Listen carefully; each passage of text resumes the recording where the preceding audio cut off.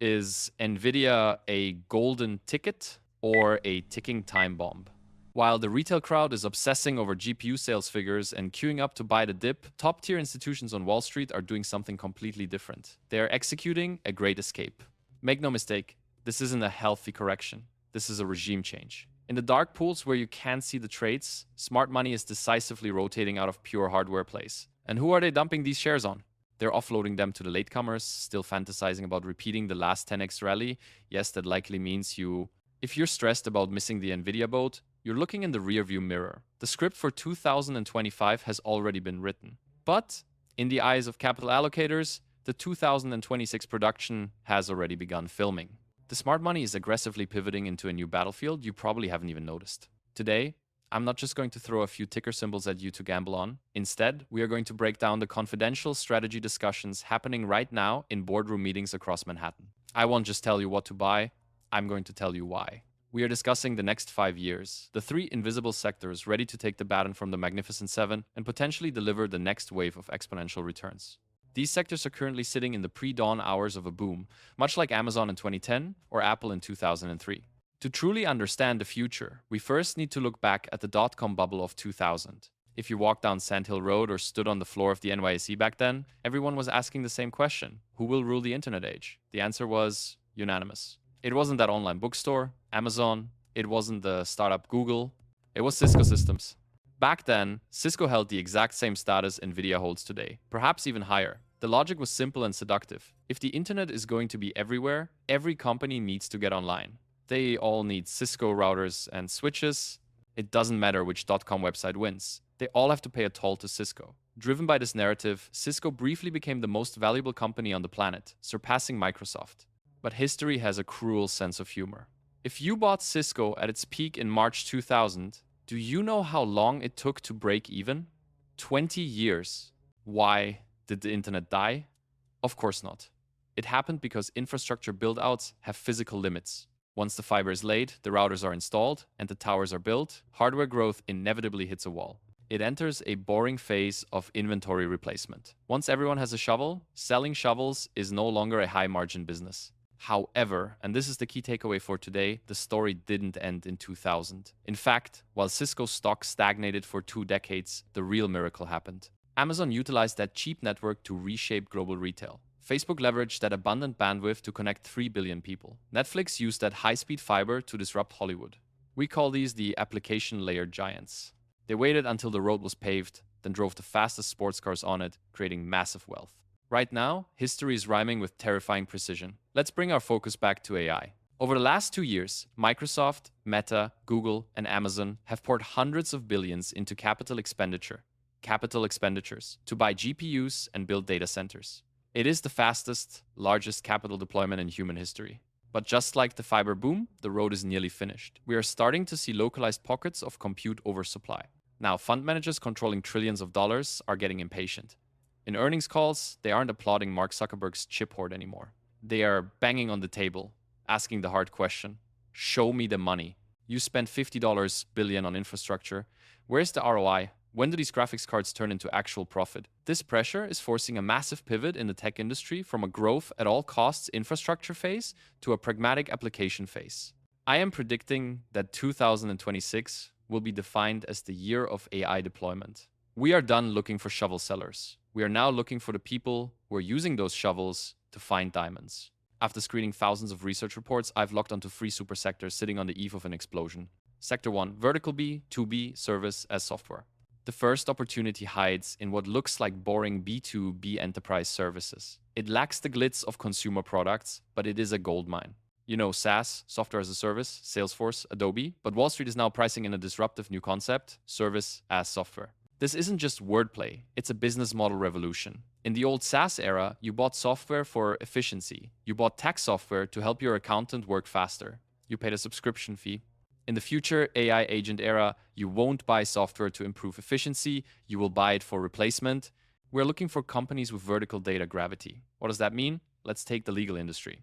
GPT-4 is smart. It's like a law school graduate, but it has a fatal weakness. It doesn't know your company's 50,000 private contracts from the last decade. It doesn't know the unwritten rules of your specific industry. However, there are legal tech companies taking general AI models and training them on massive proprietary annotated case law data to create an AI super lawyer. What can this AI agent do?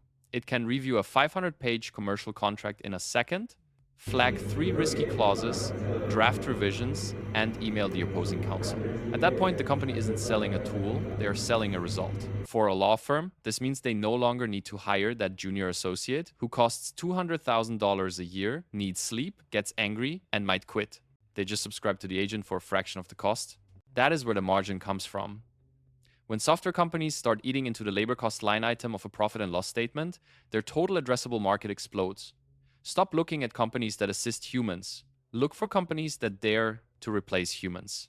Focus on law, medical diagnostics, and financial compliance sectors with high data barriers and expensive labor. Sector 2. Embodied AI. The robotics supply chain.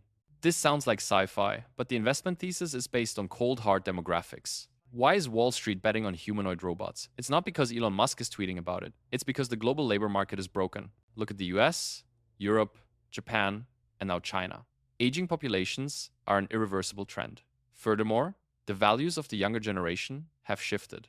Young people do not want to work on assembly lines, they don't want to move boxes in Amazon warehouses, and they don't want to work in nursing homes. We have a structural shortage of blue-collar labor that higher wages cannot fix. If LLMs, large language models, solve the supply of brain power, embodied AI will solve the supply of muscle power. Between 2025 and 2026, we will see the iPhone moment for robotics. Why now? Because AI has finally given robots a brain. Old robots, like Boston Dynamics, had great bodies, but simple minds, they followed code. New robots, powered by vision language models, can understand the world. They understand hand me that red apple, not just XYZ coordinates. How do we invest? My advice is clear. Avoid the hardware OEMs, invest in the supply chain. Just like in the EV wars, whether Tesla or BYD wins, the battery makers win. In robotics, buy the shovel sellers. Look for companies making precision sensors. For a robot to not crash into walls or to pick up an egg without crushing it, it needs expensive force and vision sensors. Also, look for simulation data companies. This is Wall Street's hidden bet. Robots learn too slowly in the real world, and crashing is expensive. They need to train in a computer-generated matrix, a virtual world, billions of times. This is called sim-to-real. Whoever owns the physics engine and the most realistic simulation data is the god of the robotics era. Sector 3. Tech bio AI, mass biotechnology. This is the highest risk, but potentially the most terrifyingly high reward. The pharma industry suffers from Eroom's law, Moore's law, spelled backward. Developing a new drug takes 10 years and costs over $1 billion, and the success rate, less than 10%. It's a gamble. But AI is turning biology from an experimental science into a data science. Imagine trying to open a lock without a key. Previously, we were blindly poking at it with a wire. Now, AI technologies like AlphaFold give us the 3D blueprint of the lock and can generate the key digitally. AI drug discovery companies can simulate billions of molecular interactions in days' work that used to take human scientists years. We are talking about geometric efficiency gains. If AI can shorten drug discovery from 5 years to 12 months and cut costs by 90%, what does that mean for giants like Pfizer or Novartis? It means a profit explosion. We are seeing big pharma aggressively signing multi-billion-dollar deals with AI startups. The logic here is hardcore. Don't look for the companies selling the drug that requires sales teams and carries clinical risk. Look for the algorithm platform companies. They provide the map and the data, collecting milestone payments and future royalties. It's a high-margin software business disguised as biotech. This is where I see the next potential 10-baggers, 10x returns. So, those are the 3 tracks. Now, the million-dollar question. How do you position your portfolio? I know you might be tempted to sell all your NVIDIA and go all in on these small caps. Stop. Do not do that. Impulse is the enemy of wealth. The market in 2026 will be different from 2023. 2023 was a rising tide that lifted all boats.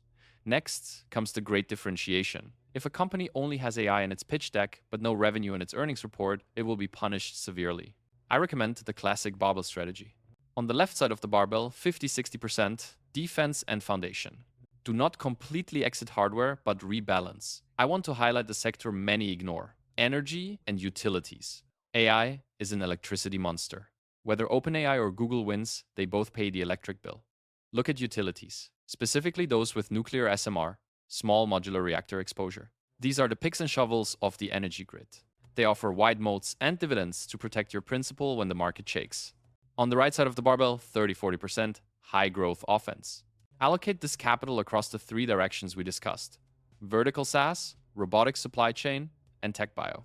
For most people, picking individual stocks here is too risky. The best approach is sector ETFs. Or, if you do your homework, look for the leaders who have been in the trench for a decade and check their financials. Is their AI subscription revenue growing quarter over quarter? Final thoughts. Every technological revolution is a violent redistribution of wealth. In the 19th century, wealth belonged to those who owned railroads and steel. In the 20th century, it belonged to those who owned oil and auto plants. In the early 21st century, it belonged to those who owned internet traffic and platforms. In the coming decade, wealth will not just belong to those who create computing power, because compute will become a utility like electricity. Future wealth belongs to those who know how to harness that compute to solve real problems, replace expensive labor, and create new value. I'm not here to give you motivational speeches. I'm here to show you where the money is flowing. If you want my curated watch list for these three sectors, including specific ETF tickers and analysis of leading companies, let me know in the comments. Like, subscribe, and let's position ourselves at the top of the next wave together. I'll see you in the next video.